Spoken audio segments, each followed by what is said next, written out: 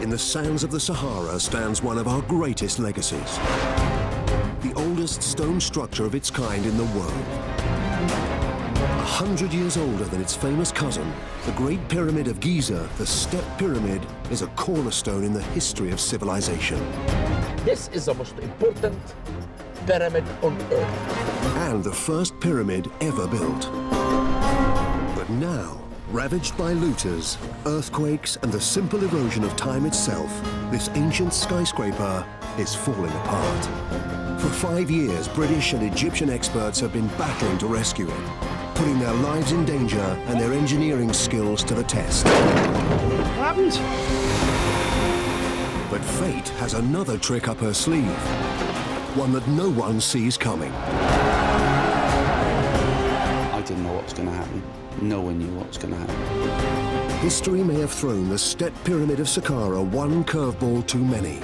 Time is turning this pyramid to dust.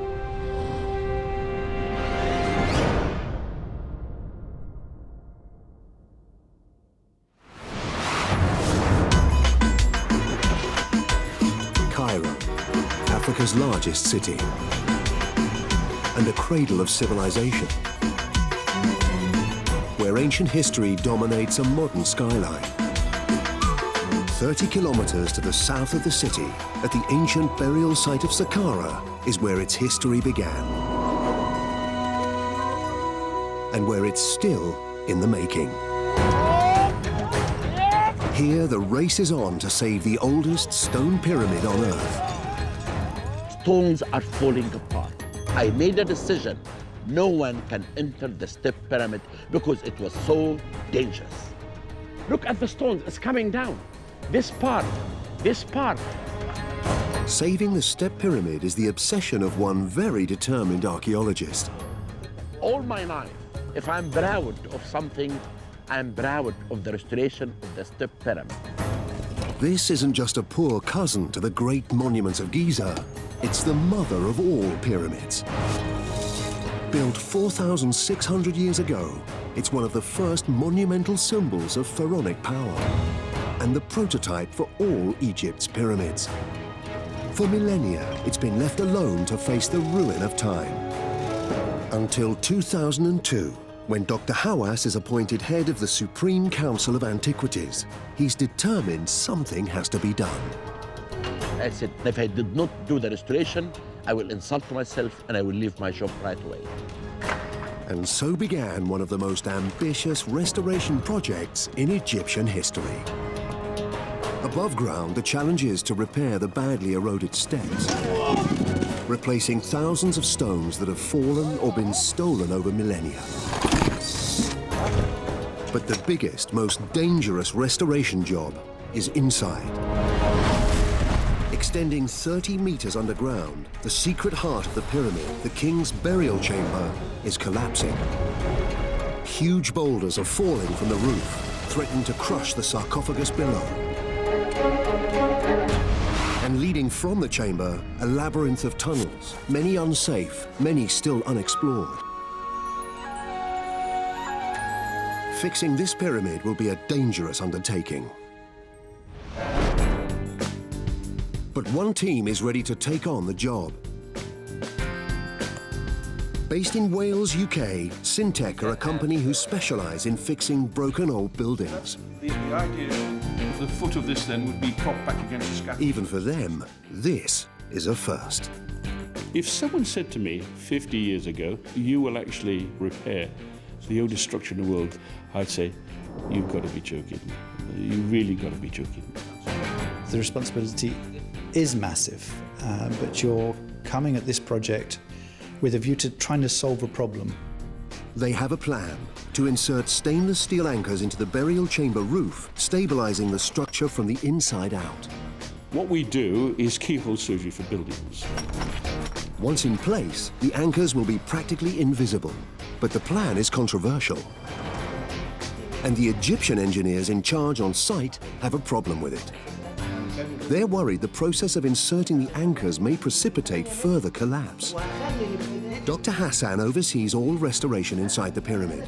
He has personal sign-off on whether or not to install the anchors. You have to be cautious about the stability of the chamber, burial chamber, and the stability of the burial shaft, and of course, the ceiling. It's been 5 years since the British engineers first visited the pyramid and began to formulate their plan for fixing it.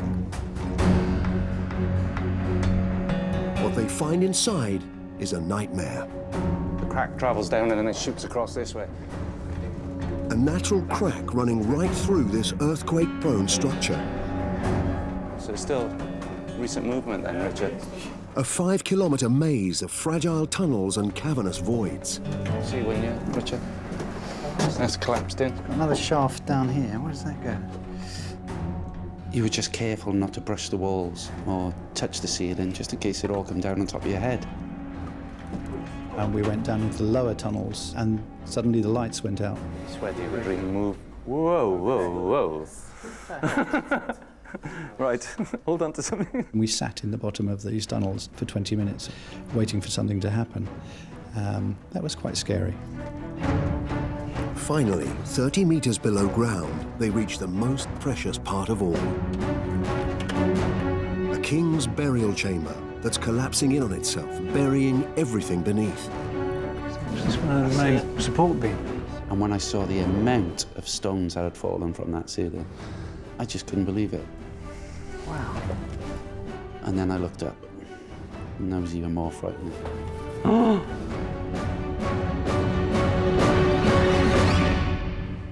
You're then looking 29 metres above your head to the roof of the tomb chamber. It just looked like it was hanging there. And I just looked at Richard and thought, this is not going to be easy. So this isn't really very sensible, is it, standing here? And that's really quite daunting, this thought of how do we do a repair? Since the 1930s, the burial chamber has not only been closed to the public, but to the experts too. It is deemed very unsafe, but I'm desperate to go in. Salima is an archaeologist with an unusual passion. I've always been interested in dead things, I suppose, but I think it's really fascinating how the ancient Egyptians preserved their dead. And so I made my way into mummification and have never quite left it yet. When it comes to mummies, Saqqara has plenty. This whole plateau is honeycombed with tombs that date from 2800 BC all the way to 400 AD. You have tombs not just for human beings, but also for sacred animals and votive animals. So you have bull burials, you have cow burials, you have baboon burials, you have ibises, dogs, cats, as well as hundreds and thousands of human beings from all periods.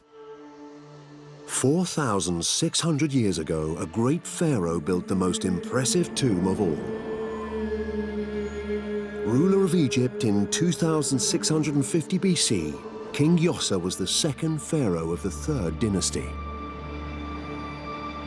This king had the power and the means to build big.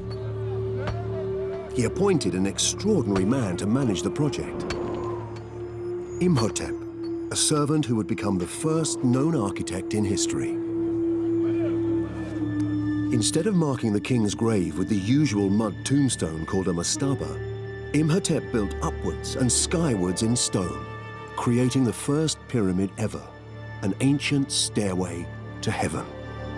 The king is buried underneath the pyramid. He takes the Step Pyramid and climb. Then he can reach the sun god.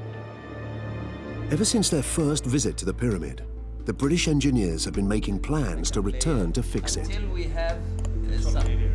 Dennis wants to drill up to 5 meters into the burial chamber roof to insert the reinforcing stainless steel anchors. These anchors pin all the blocks that are holding the ceiling up now and transfer that load higher up into the pyramid, preventing collapse. The Egyptian engineers are still unconvinced. They're worried inserting stainless steel anchors could precipitate a collapse in the roof. To convince the Egyptians, the British come up with a 3-phase plan. First, they stabilize the ceiling, then deep point the loose stones, and finally drill and anchor. Yeah, if we can we go to the bottom? 4 meters. But even the first phase is a major challenge. The usual method of using tubular props would exert too much upward pressure on key stones that are holding the ceiling in place. Like a giant game of Kaplunk, disturb the wrong stone in here, and it could all come tumbling down. So Peter has been thinking outside the box. His idea is to temporarily support the ceiling by placing bags full of air underneath. Because air could spread the load over big areas, I thought, well, it's got to be air. But these are more than just toy inflatables. They're a patented design. Inside each bag are hundreds of thousands of drop-stitch nylon threads. When you inflate it with air, it'll fill the void of each layer until it's pulling itself tight, and that's where your strength is, and that's what gives you the final size of your bag. Not only are the bags rigid, they are also incredibly strong. Each airbag has a 3-ton capacity, and in the event of a collapse, they could hold the calculated weight of the burial chamber roof. A comforting thought when you're working in an unstable structure built in a seismic zone.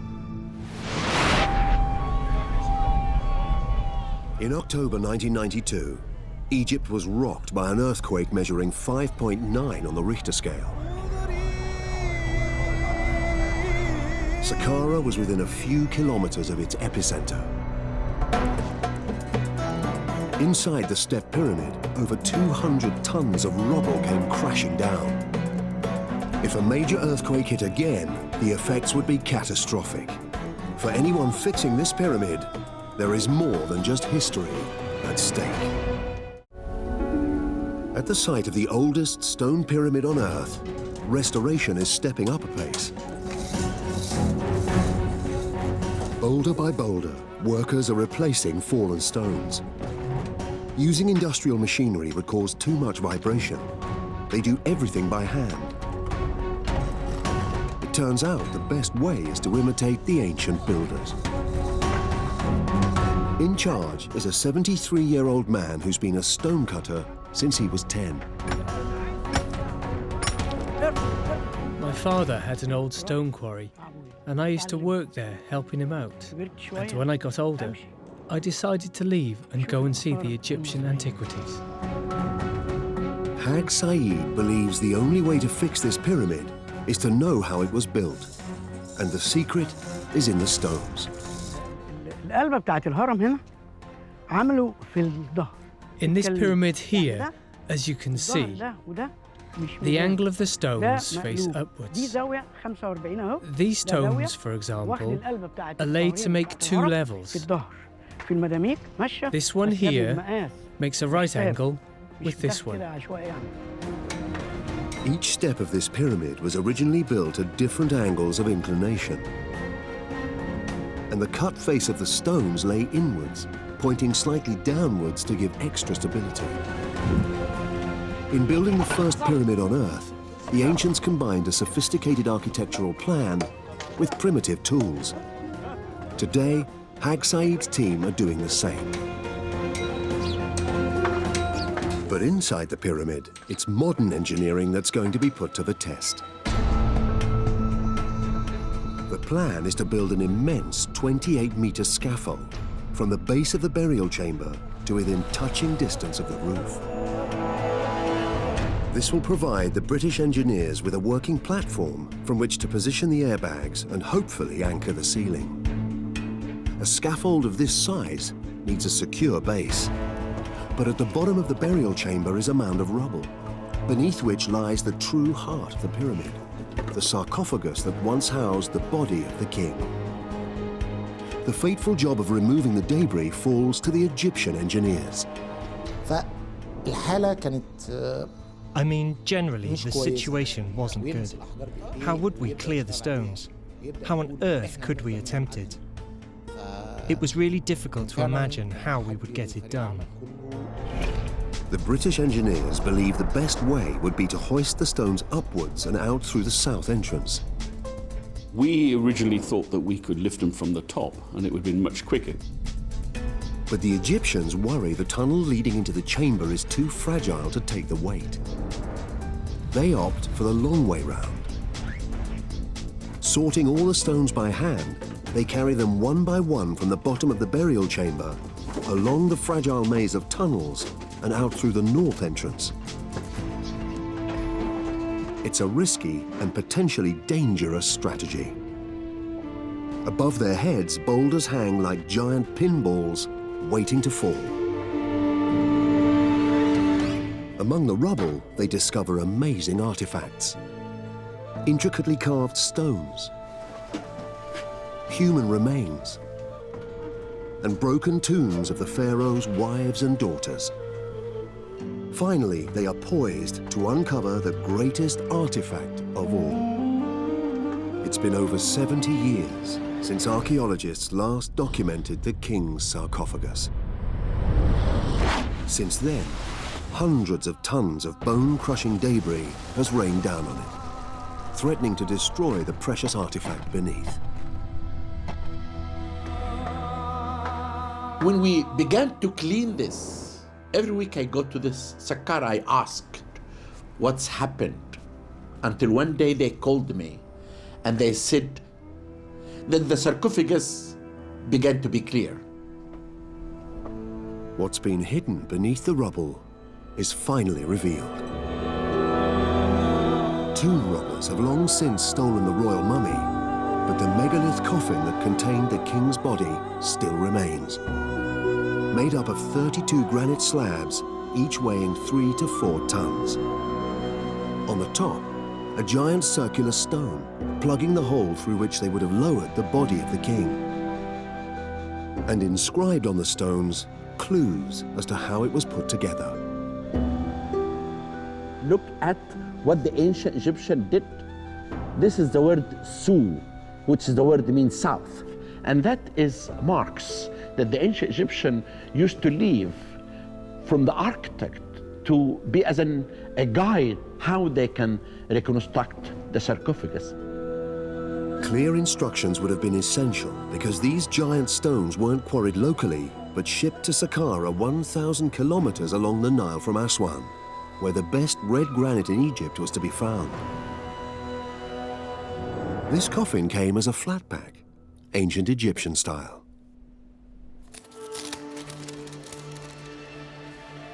For Salima, who specializes in Egyptian death rituals, seeing images of the newly cleared burial chamber is a revelation.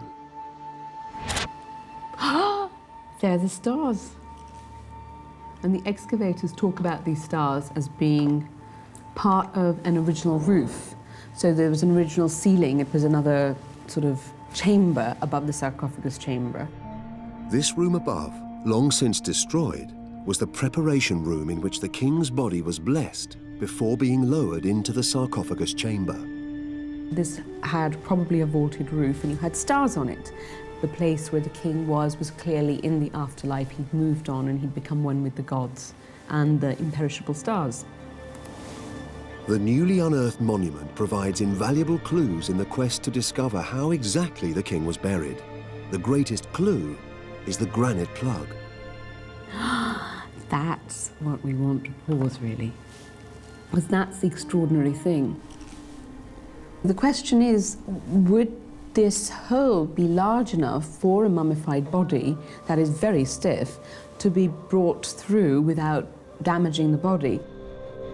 The size of the plug suggests that not all the sarcophagus was in place when the king's mummy was laid to rest.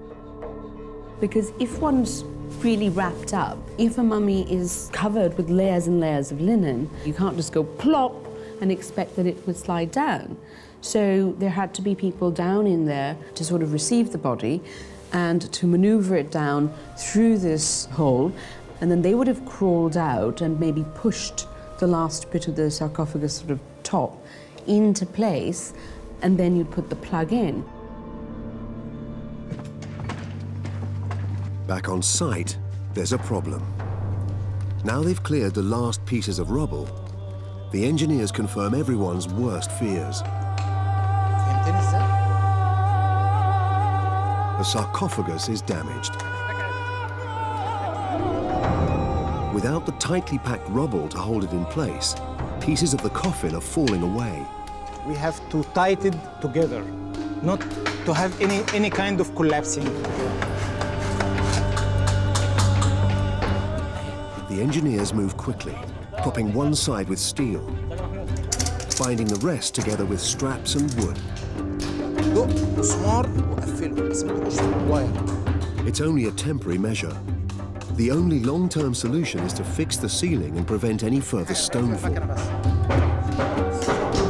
And no one is more keen to get on with it than the British engineers. We start to put our scaffolding up. For months now, they've been desperate to get back on site to position the airbags and persuade the Egyptians that their stainless steel anchors will reinforce the roof. But the scaffolding that will provide them with a working platform isn't even built yet.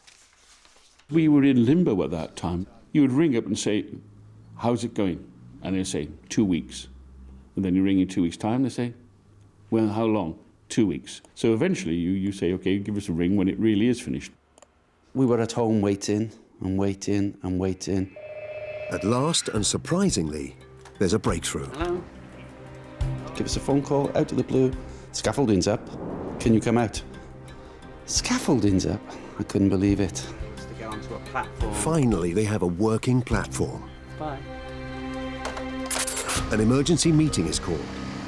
Braving a freezing Welsh winter, the Egyptian engineers arrive to see for themselves what the airbags can do.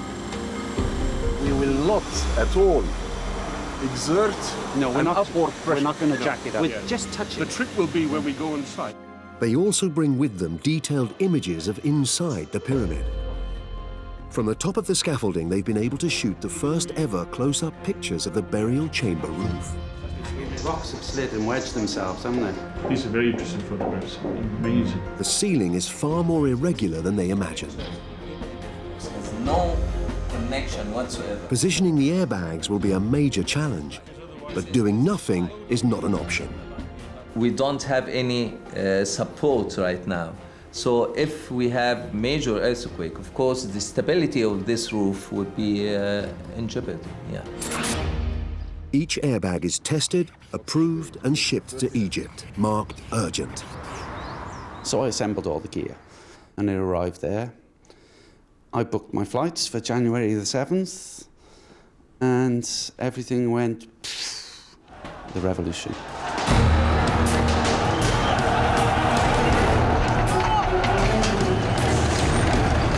On January the 25th, 2011, thousands of anti-government protesters occupied Cairo's streets. They call for the resignation of President Mubarak, who's held power in Egypt for over 30 years.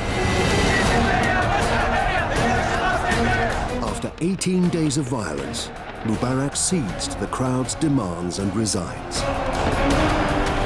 But the anarchy continues, putting Egypt's historic treasures at risk.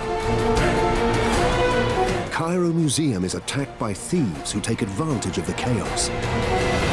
On January 29th, I was between the people, and I tried to protect the museum, and the young people protected the museum with me.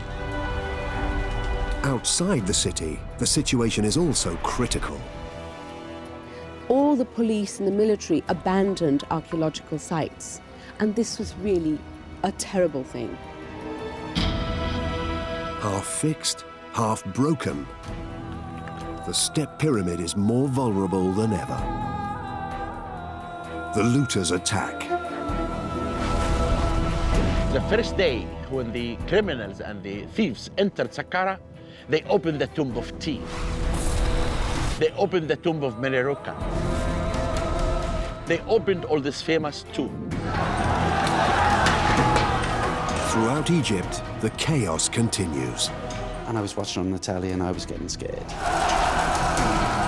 Scared because there was no police there. All my equipment was there. Was it still going to be there when I got back into the country? Our agents didn't know any better as well. We could ring them and say, what's going on? They said, we have no idea. And the question then was, how long is this situation going to prevail before we can actually get there and intervene? I said to myself, Saqqara is finished. Abandoned, laid bare again by savage history, in the story of this pyramid, maybe the final die is cast. 4 months later, the worst of the violence in Cairo recedes. Egypt is moving on. Now, at last, the British engineers get the call they've been waiting for. And they keep ringing me every week. Mr. Dennis, we need you out here, we need you out here. So we travelled in May. A quick check confirms that their luck has held. The equipment survives untouched. After so much uncertainty, they can finally get on with the job of installing the airbags. From the scaffolding that now fills the burial chamber, they get a close-up view of the challenge ahead.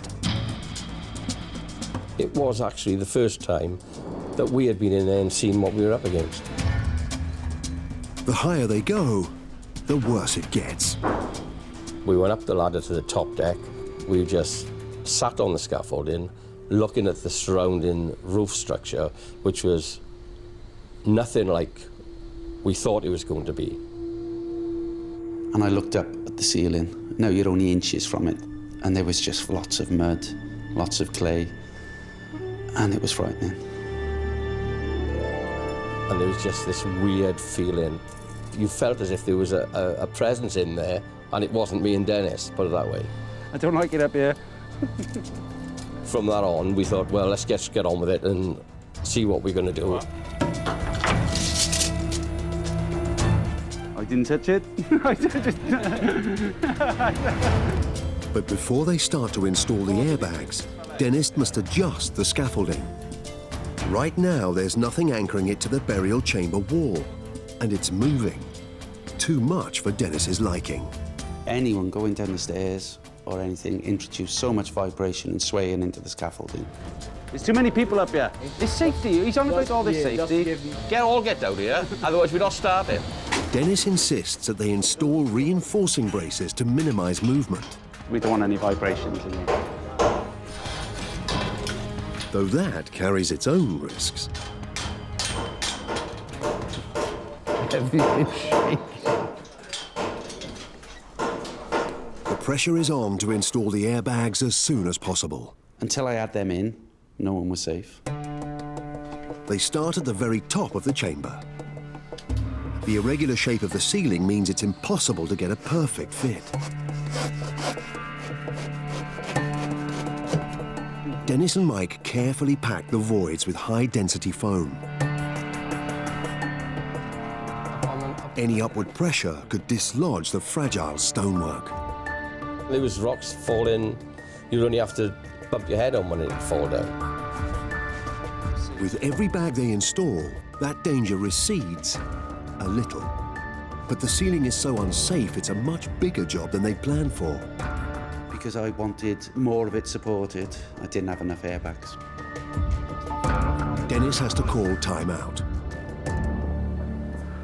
I think that's enough for today. My heart rate needs to go down a bit. We're going home. There's lots more to do, but already the bags are taking some of the pressure. When all 18 are in position, they could, in the event of a collapse, hold the calculated weight of the ceiling above. But they're only as strong as the scaffolding they sit on. And this one isn't built on solid rock. Previously, while clearing fallen debris from around the sarcophagus, the Egyptian team made an incredible discovery. A tunnel extending directly underneath the 100-ton stone coffin of the king. We discovered this tunnel. This tunnel was completely blocked. And therefore, we didn't know really how it looked like under the sarcophagus. They realized the tomb didn't rest on rock, but was precariously balanced on 18 limestone pillars. Building a 28-meter scaffolding on top of this fragile base seemed like madness. But that's exactly what was done here. To hold the weight of the massive steel structure, the floor was reinforced with hundreds of sandbags, packed tightly beneath and around, creating a solid base upon which to build upwards to within touching distance of the roof, under which the race to restore the pyramid is entering a new and dangerous phase. The British engineers want to drill into the burial chamber roof and insert stainless steel anchors for a permanent fix. But they have yet to convince the Egyptians of their plan. The final decision will rest with Dr. Hassan, and right now he's worried that drilling directly into the ceiling would cause dangerous vibrations, perhaps even a collapse. Test after test is called for. We're trying to find which one is the optimum speed to give the least amount of vibration. The decision to drill or not won't be made quickly. No one wants to make a mistake. We're going to drill the next one on a solid surface. Meanwhile, there's other critical work to be done. Before boring holes in this pyramid, Dennis must stabilize the most precarious stones that are hanging as if by magic from the burial chamber roof. They'll use fresh lime mortar to fill the voids between the stones, gluing them together. But first, they must remove the old mortar, taking it apart piece by piece. These are the scary bits. To get into this corner of the burial chamber, Dennis has had to move the airbag that was supporting it. And now he's worried. Because these stones are just hanging there now. And it's a much bigger job than they first imagined. Now we are opening a big gap. Okay. Some of these gaps were 1 meter deep and 500 mil wide. No, it's too much. I can put all my arm on it. We were using a lot of lime mortar. Plastic tubes are used to pump grout into the biggest voids. With each stone that's secured, Dennis feels a little safer. Though in this pyramid, there's no such thing as completely safe. What happened? Stone. A new one, a new one. Every day is a challenge. But sometimes it isn't all about engineering. To make them act as a unit. In the last few weeks, Dennis has been getting hands-on with history in a way most archaeologists can only dream of. And he's made what he thinks may be an important discovery. A hole in a corner of the burial chamber roof, behind which is a void extending some 6 meters into the ceiling. It could be an unusual collapse of stones, or it could be purpose-built. Another chamber or a shaft perhaps leading to who knows where. Before drilling into it, Dennis wants some specialist advice. And mummy expert Salima is only too happy to help. We're up inside. While restoration work is ongoing, she can't enter the pyramid. But this may be the next best thing. It looks really narrow. It's very confined, but it just continues up as far as we can see. So it sort of goes up like a chimney? It looks like a chimney. Okay. Draws up. In later pyramids, such as these in Giza, the burial chambers have northward-facing shafts, along which some believe the king's spirit can ascend to the afterlife. Could this be what lies behind this void? So wait, so you mean this is like the passages in the Great Pyramid, so this would be a precursor? This is facing north as well. Really? And they like it to face north. Yeah, of course, that's the entryway, that's the North Star, that's where you become one with the stars. Oh, how nice. Only when it's fixed will archaeologists be able to investigate this pyramid's many mysteries. On the outside, day by day, progress is reaching new heights. While on the inside, the race to restore the burial shaft is entering the most critical phase of all. That's what we're trying to prevent, catastrophic collapse. Yeah. Syntec's plan has always been to insert stainless steel anchors to secure the burial chamber roof. But they still need final sign-off from the Egyptian experts, and they don't have it. We need a decision. No one has said yes. To help force a decision, Dennis has called Richard and Peter to site.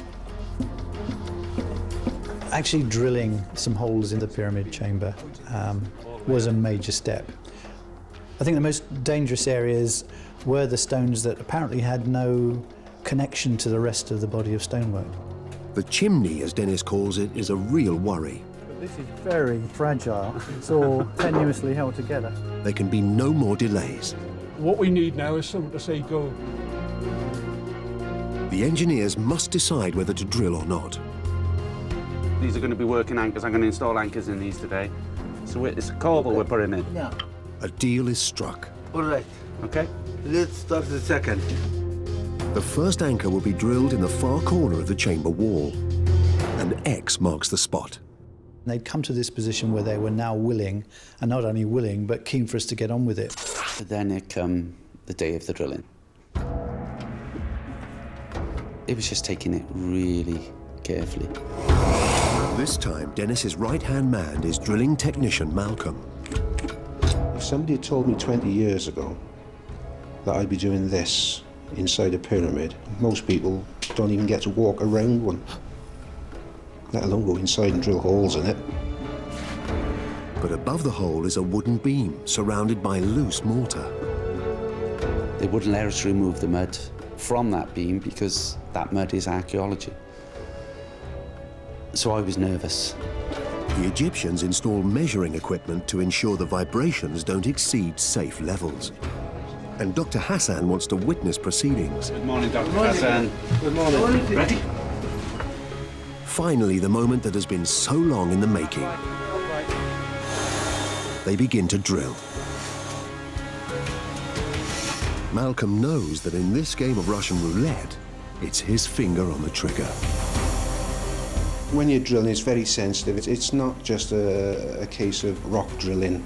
You have to put yourself in front of that drill bit and imagine what that drill bit is doing. Any moment, you could have tons of rock coming around your ears. And he has a unique way of thinking about the job. The drill is like a good woman, and if you push it too hard, it screams.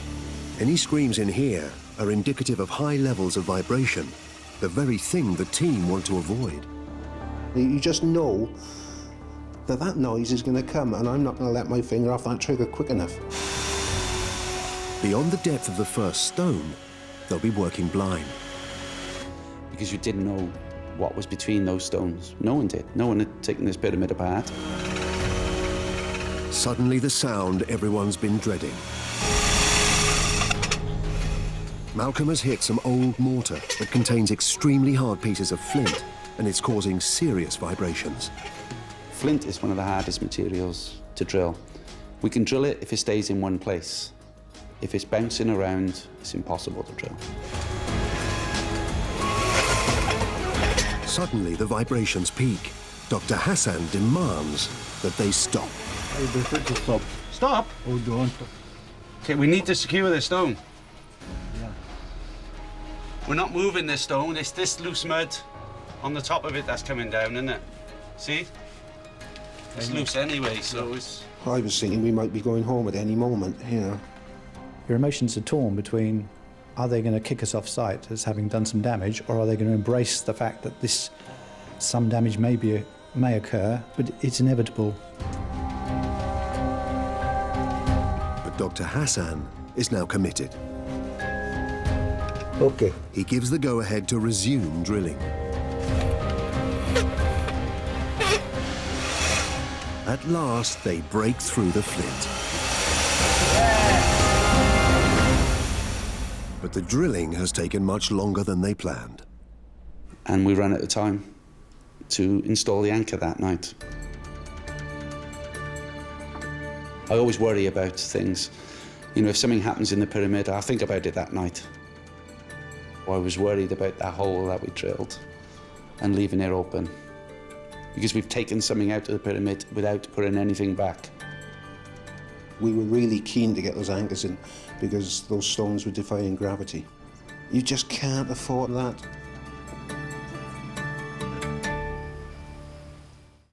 Built 4,600 years ago, the Step Pyramid is a foundation stone in the history of architecture. It's why people are risking all to rescue it. But Dr. Hawass and his team are not the first to try. All through the burial chamber, there's evidence of previous restorations that took place thousands of years ago. By then, the Step Pyramid was already an ancient structure.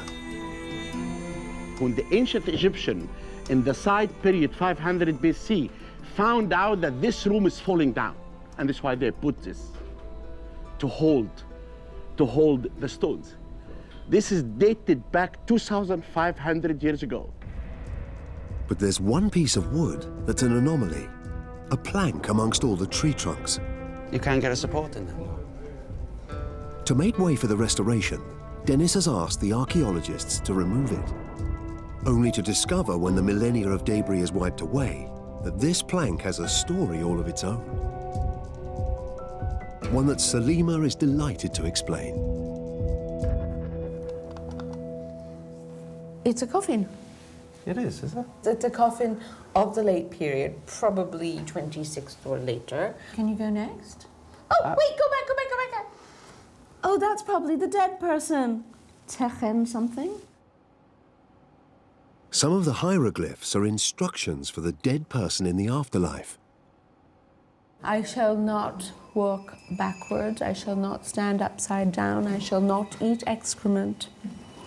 Those are all things that they say. Obviously, one needs to look at the text more carefully, but we can try and at least start to understand what went on. Next morning, Dennis is back on site preparing to install the first of the stainless steel anchors in the burial chamber roof. And I want that down. Inserted up to lengths of 5 meters, they will pin the loose rocks together and transfer the weight of the ceiling higher up into the pyramid, preventing further collapse. Each piece of stainless steel is covered with a mesh sock that will be pumped with liquid grout. Inside the ceiling, this grout will expand to take on the shape of any voids between the stones, bonding them together. Dennis knows how badly this burial chamber needs it. Every time one of the anchors goes in, I feel a bit more safer. It will take 72 anchors to secure the whole roof, and the first are the most critical. Getting the first 2 anchors in place is a major step because you've almost demonstrated then this system will work. After centuries of decay, it's come down to a battle against the clock. The grout must be cooled to around 17 degrees Celsius. Not an easy job in Egypt. The temperature of the water out here from the tap is about 24 degrees, which is too warm to mix the grout, so we have to use ice to cool the water down. If it's left too long, the grout goes off and won't flow around the anchor. Each of the anchors can take a capacity of up to 8 tons. It gently does it. Debris could have gathered in this hole overnight, and if the sock rips, the anchor will be ineffective. At last, they inject the grout and start to plug the holes. It's the first one. Yep, one done. The race to save this pyramid is not over, but an end is in sight. That was the trickiest one, that first one going in. And it's just a case of repeating itself now. Brilliant. It's been 5 years since the British and Egyptian engineers teamed up to fix this pyramid. Since then, they've cleared 350 cubic meters of rubble, replaced thousands of boulders, pointed, drilled, and anchored the first stone pyramid ever built. Together, they have performed architectural surgery, leaving the smallest of scars. We had all the ingredients, the technical challenges, the rebellion. This is the most important job we've ever done. When all the anchors are in position, the airbags can be deflated, the scaffolding removed, and the burial chamber guaranteed protection for a few more centuries. It's that buzz that goes through the company that you feel, yeah, you've done something that's really amazing. Personally, just having the experience of working on this monument has been wonderful. Rescued from turning to dust, this pyramid's many secrets are ready to be revealed. I think we should open the Step Pyramid to the public. It belongs to everyone all over the world. It's always nice to see these buildings given a new lease of life. And we've just given this one a new lease of life.